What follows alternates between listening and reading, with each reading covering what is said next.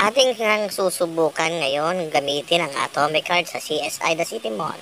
At ito ang nakita natin pwedeng i-purchase natin ngayon.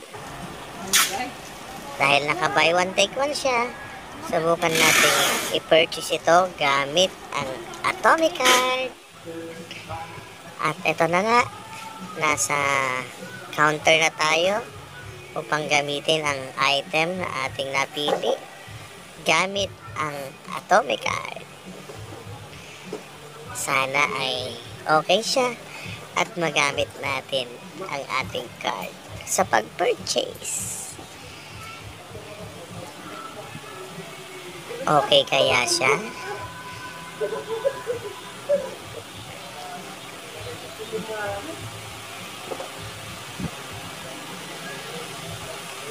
At yan na nga, na iproproseso na ang ating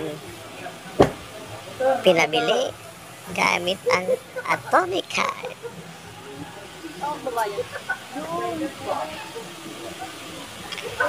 Yan, okay na mga kaibigan. Okay na ang ating purchase gamit ang Atomic Card. At eto na nga, naiuwi na natin ang dalawang